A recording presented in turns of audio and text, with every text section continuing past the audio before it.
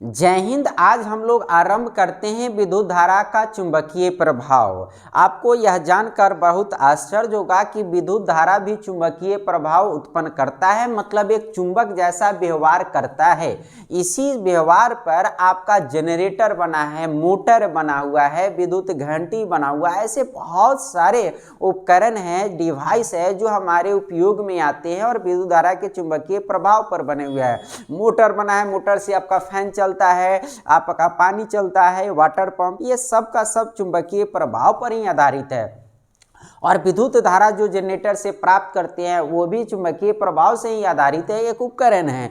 तो आइए हम लोग इसको देखते हैं। अगर इसको देखने से पहले अगर हम लोग चुंबक को समझ जाए और चुंबक के गुणों को समझ जाए, चुंबकीय बल रेखाएं समझ जाए, तो उसी तरह से हम विद्युत धारा के भी चुंबकीय प्रभाव को आसानी से समझ सकते हैं। तो हम स्टार्ट करते हैं। सबसे पहले चुंबक क्या है, फिर चुंबक का नामकरण कैसे हुआ, फिर चुंबकत्व क्या होता है, फिर ये इलेक्ट्रोमैग्नेटिक के जो खोज था गुण ये किसने किया, और फिर हम आपको चुंबक के गुण और तब जाकर हम फिर ऑस्टेट के प्रयोग पर लेकर जाएंगे। तो आइए हम लोग यहाँ से देखते हैं चुंबक के बारे में।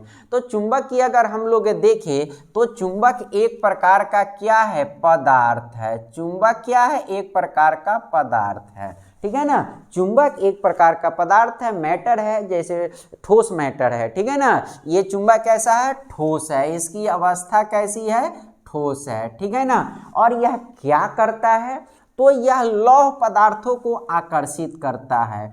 तो यह लौह पदार्थों को, ठीक है ना, लौह पदार्थ बोले तो हो जाएगा इसके अंतर्गत, लौह पदार्थ के अंतर्गत लोहा आता है, निकेल आता है, कोबाल्ट आता है, ठीक है ना। ये सब जो पदार्थ को हम लोग लौह पदार्थ कहते हैं। लोहा से लौह जो है एडजेक्टिव बना हुआ है। तो लौह पदार्थों को क्या करता है, आकर्षित करता है, ठीक है ना। यह लौह पदार्थों को आकर्षित करता है, आप यह ध्यान रखेंगे और ये सभी जानते हैं, ठीक है ना। थोड़ा सा इसको हम समराइज कर दे रहे हैं। तो चुंबक क्या है, एक प्रकार का ठोस पदार्थ है जो लौह पदार्थों को अपनी ओर आकर्षित करता है। इस आकर्षण गुण को हम लोग क्या कहते हैं, चुंबकत्व कहते हैं, चुंबकत्व, ठीक है ना। चुंबक के इसी गुण को हम लोग चुंबकत्व कहेंगे, जिसको अंग्रेजी में मैग्नेटिज्म कहेंगे, ठीक है ना। चुंबक का अंग्रेजी मैग्नेट होता है, तो इसके चुंबकत्व यानी मैग्नेटिज्म होता है, ठीक है ना।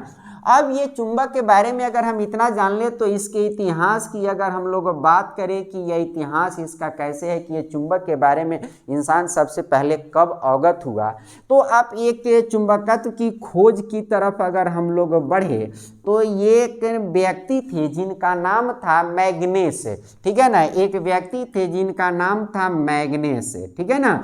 ये मैग्नेस नाम के एक व्यक्ति ने सबसे पहले चुंबकत्व की खोज की। अब इसका कोई एग्जैक्ट डेट नहीं है, लेकिन आज से हजारों वर्ष पहले की ये बात है।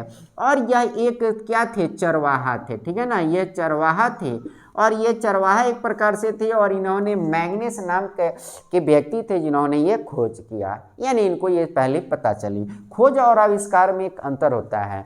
चुंबक का आविष्कार नहीं हुआ बल्कि वो खोज हुआ है, प्रकृति में वो पदार्थ मौजूद थे, ठीक है ना। कृत्रिम रूप से भी चुंबक बनाए जाते हैं, ये सब भी आगे हम लोग बात करते हैं। और अगर हम लोग स्थान अगर देखने की अगर बात करें तो एक ग्रीस है, ठीक है ना। ग्रीस एक यूरोपीय देश है। अब ये ग्रीस का एक जगह है मैग्नेसिया, ठीक है ना। एक ग्रीस का जगह है मैग्नेसिया, ठीक है। ग्रीस का एक जगह है मैग्नेसिया। उस मैग्नेसिया नामक जगह पर सबसे पहले एक चरवाहे ने क्या किया था, चुंबकत्व की खोज किया था। तो आप इसके इतिहास को समझ गए। इस पर हम ज़्यादा डिटेल आपको नहीं लेकर जा रहे हैं, हम जल्दी जल्दी आगे बढ़कर बेसिक जानकारी देकर आगे इसको गुणों तक लेकर जाने की कोशिश कर रहे हैं।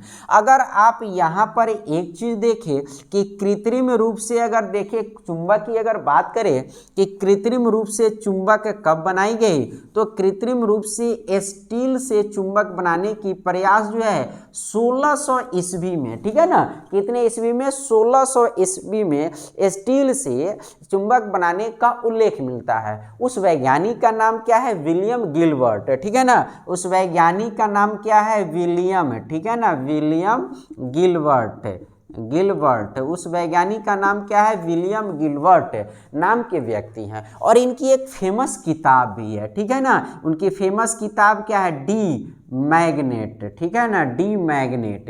इनकी फेमस एक किताब है डी मैग्नेट। और उस किताब में उल्लेख मिलता है कि 1600 ईस्वी के आसपास में स्टील से कृत्रिम चुंबक बनाने का प्रयास किया गया। तो ये आपका कृत्रिम रूप से चुंबक बनाने का इतिहास हो गया। कैसे बनता है फिर आगे हम लोग चर्चा करेंगे। एक विद्युत धारा से चुंबक, जिसको परिनालिका भी कहते हैं, वो आगे हम लोग पढ़ेंगे, देखेंगे। अभी आप ये इतना समझिए।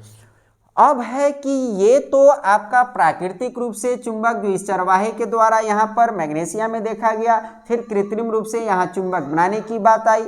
अब अगर हम लोग बात करें कि इलेक्ट्रोमैग्नेटिज्म, ठीक है ना, वैद्युत चुंबकत्व, हम लोग इसको देखें इलेक्ट्रोमैग्नेटिज्म। इलेक्ट्रोमैग्नेटिज्म का मतलब हो गया कि वैद्युत, ठीक है ना, वैद्युत चुंबकत्व, ठीक है ना, वैद्युत चुंबकत्व। अर्थात कहने का मतलब है विद्युत धारा भी चुंबक का प्रभाव उत्पन्न करता है, यानी विद्युत धारा में भी गुण है। यह पहली बार कब खोज किया गया? तो इसके बारे में पहली बार जो खोज किया गया वो आपका 1820 ईस्वी में ऑस्टेड नाम के एक वैज्ञानिक के द्वारा किया गया। तो अर्थात ये इनका पूरा नाम जो था हंस क्रिस्टियन ऑस्टेड, हंस क्रिस्टियन ऑस्टेड नाम के वैज्ञानिक ने 1820 में पहली बार इलेक्ट्रोमैग्नेटिज्म की खोज की। अर्थात विद्युत धारा भी चुंबकत्व रखता है, अर्थात चुंबकीय गुण है विद्युत धारा की, ये खोज किया गया। अब ये खोज कैसे थी, ये प्रयोग कैसे थी, हम आगे चल के आपको हम ये बताएंगे, ठीक है ना। फिलहाल आप इतना चुंबक के बारे में आप जान गए, ठीक है ना। तो ये चुंबक का बेसिक जानकारी था, मैंने ये चुंबक के बारे में बताया। अब अगला